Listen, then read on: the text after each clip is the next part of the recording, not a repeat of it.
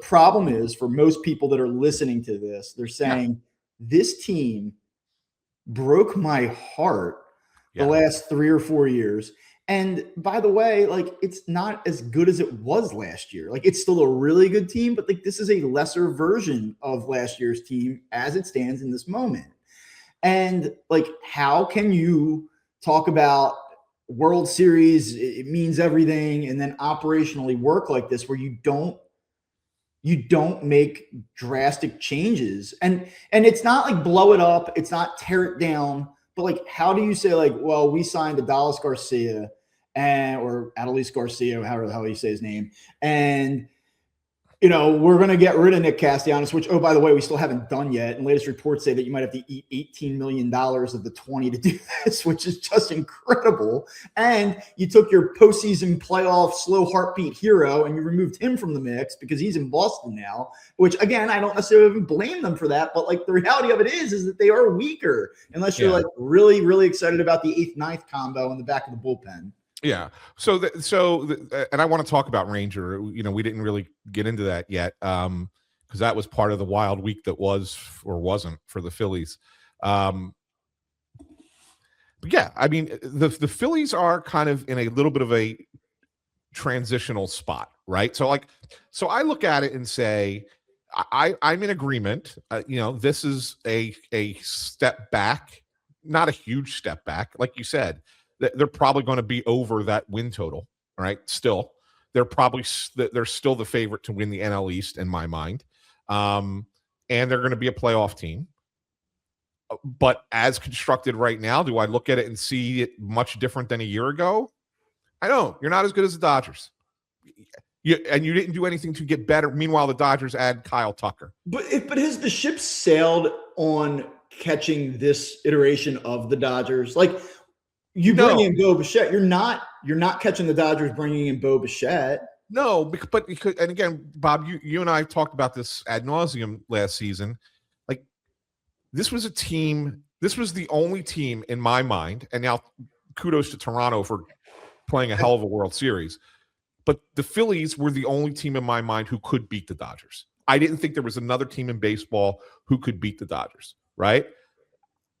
I still view it, because of the way that the Phillies pitching lines up, that they could still be that one team that could beat the Dodgers. I'm with you, but now there's a little bit more uncertainty about how that pitching lines up, because like, I need to see Zach Wheeler come back. I know that all indications right now are that, like maybe late April or early May, and they're confident that he's going to be where he was. And here comes Andrew Painter, and he's going to be fine. Another year removed from Tommy John, and we know what Chris Sanchez is at this point. Like, I get it, but like, it's not as deep.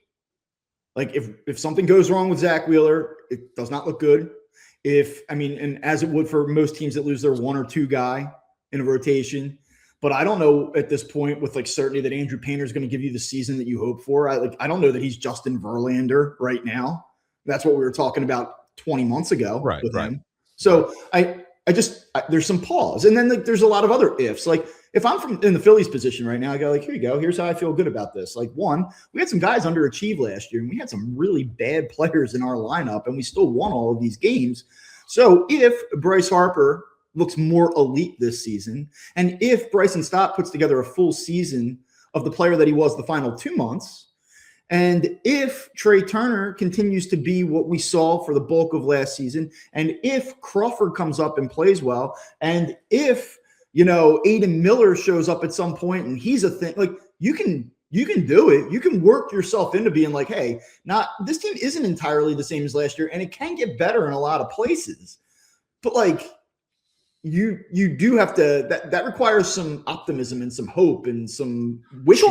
Sure it does. And this is not a city that is known for that. No, and we're not in the mood to do that right now after watching them throw that series away against the Dodgers. And then if you happen to be a real 4-for-4 guy, unlike yourself, you're really cranky after what you saw last Sunday against the 49ers. Right. So I don't think anybody's in the mood for like, oh, we just lost out on our primary free agent target to our arch nemesis. And yeah, they actually ended up having to pay an additional $40 million for it. So haha them. In this moment, like, I think in May, we might not hate this as much I don't know. But I think we might not hate this as much. But today, like you're allowed to be like, dude, what the yeah, sure. Seriously. 100%. I'm with you. I'm with you 100% on this. It's interesting. I want to give one of our colleagues credit on this. Russ Joy? No, that Russ Joy. Russ Joy is prancing about Europe, having Barcelona right now, I believe. Barcelona. Wait till he gets the text that we did an episode and he has to upload it from Barcelona.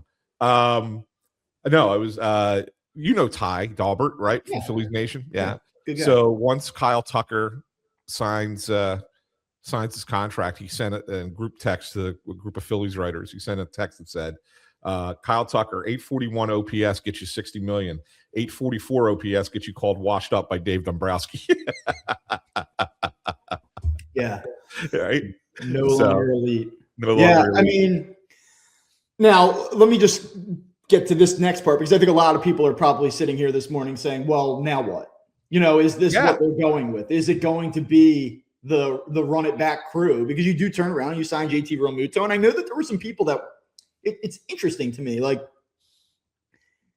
they're still competitive. They're still trying to win. Are they all in? Are they lighting $50 million in luxury tax money on fire? Like, no, but you're still trying to win. There was almost this like, when the real Muto news broke yesterday, like that was supposed to be a positive development.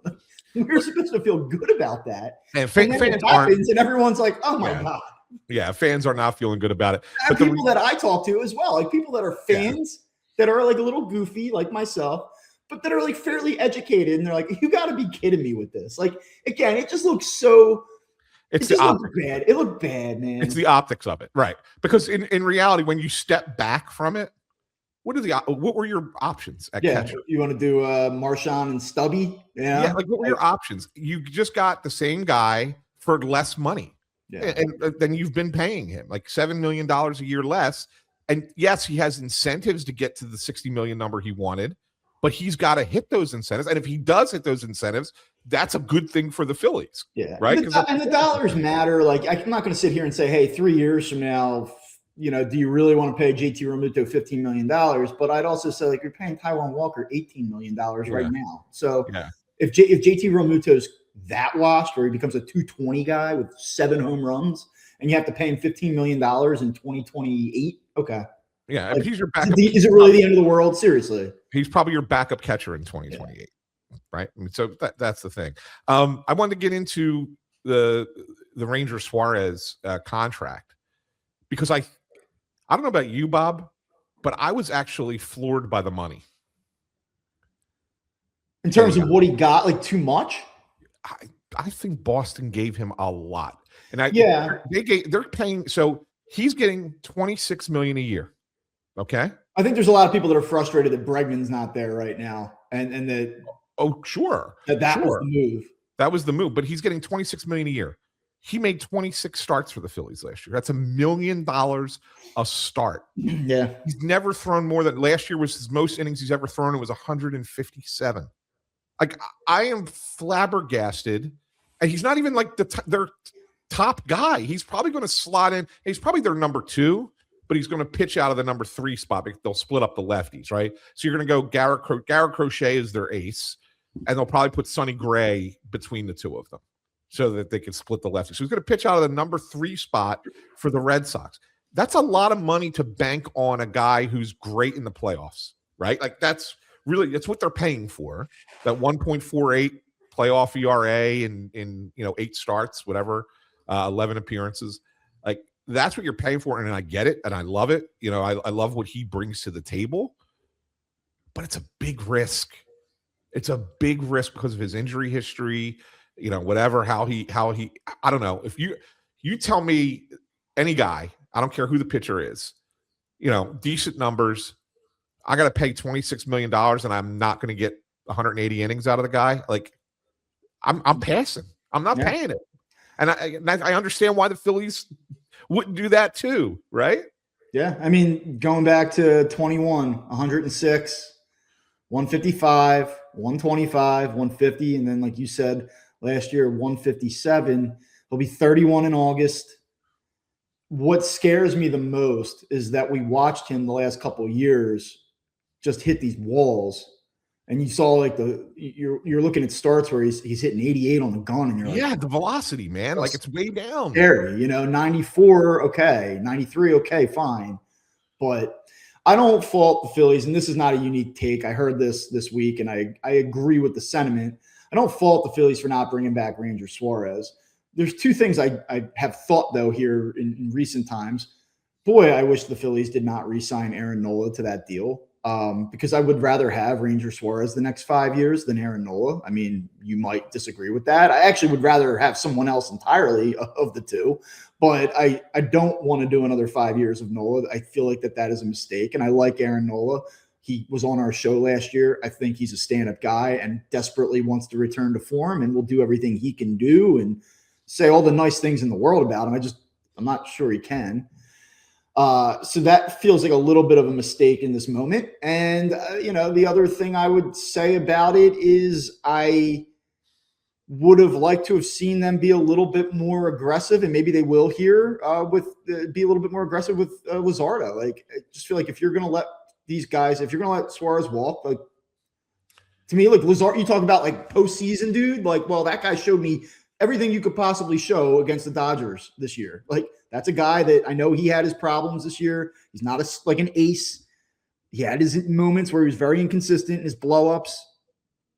But, like, I hope he's part of a long-term plan here. Yeah, and I think he will be. I got a little bit of insight into this, Bob. I was talking to somebody in the agency world. Let's just put it that. I don't want to give away too much.